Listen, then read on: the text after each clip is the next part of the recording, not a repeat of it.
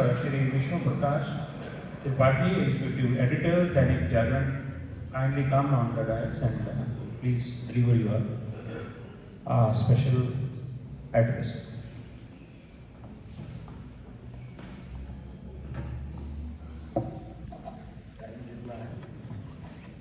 कल हमने डॉक्टर साहब से पूछा कि हमको जो बोलना होगा तो उसकी अवधि कितनी होगी, तो आपने कहा कि कल आपको शेड्यूल मिल जाएगा। तो अब चूंकि मिला नहीं तो मैं स्वतंत्र हूँ, मैं कितनी देर बोलूँ।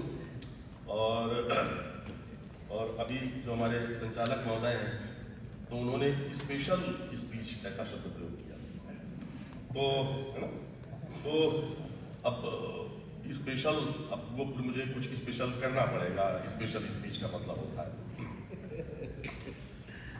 तो एक तो मैं डॉक्टर साहब आपको बहुत प्रणाम करता हूँ, मतलब आपको बहुत मैंने पढ़ा है, और आप अगर अपनी कल्पना में आप किसी से प्रेरित होते हैं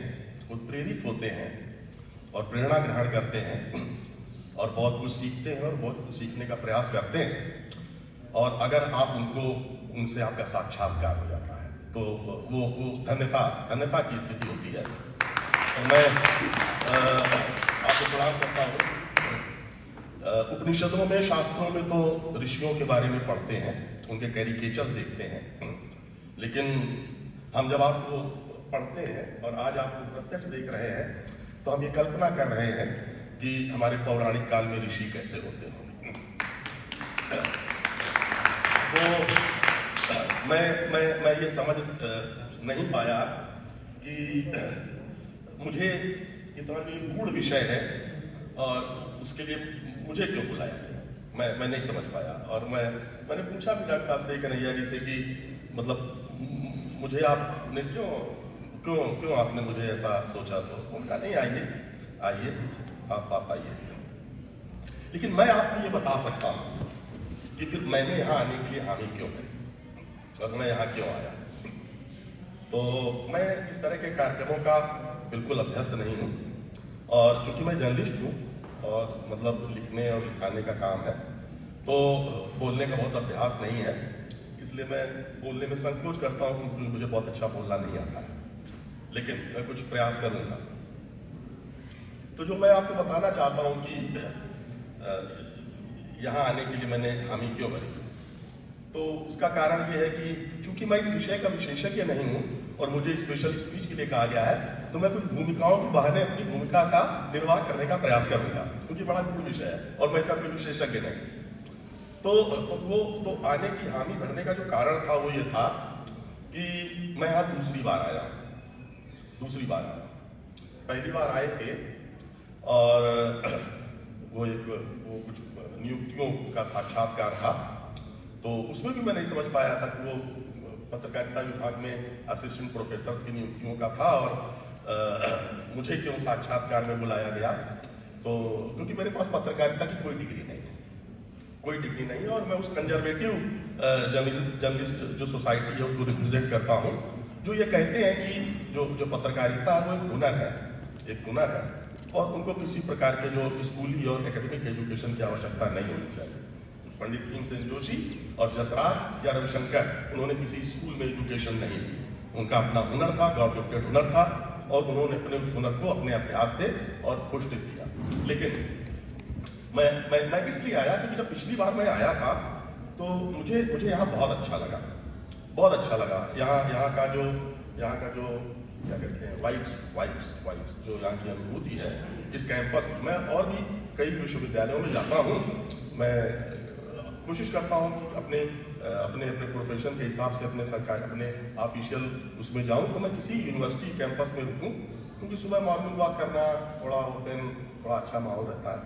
लेकिन तो यहाँ की वाइब्स जो अनुभूति है वो बहुत अच्छी हैं और मुझे बहुत अच्छा फील हुआ। तो मुझे अंदर से इस बात की इच्छा हुई कि मुझे वहाँ जाना चाहिए और मतलब एक अच्छे परिवेश और किसी भी परिवार, कुटुंब, परिसर, कैंपस, उसका जो इस प्रकार का जो अच्छा परिवेश बनता है वो वहाँ के जो संरक्षक होते हैं, जो जो जो जो यहाँ पर जो अध्यापक हैं, आचार्य हैं, वो संरक्षक की भूमिका में है, और जो परिवार के वास्तविक सदस्य होते हैं, जो यहाँ छात्र छात्राएं हैं, उनके अंदर की जो ऊर्जा है, उनके अंदर का जो पवित्र है, जो पवित्रता है, उसकी वजह से मैं फील करता हूँ कि यहाँ का जो कैंपस का वातावरण बहुत अच्छा है, और मैं कोशिश करूँगा कि कभी अगली बार फिर आने का मौका मिले।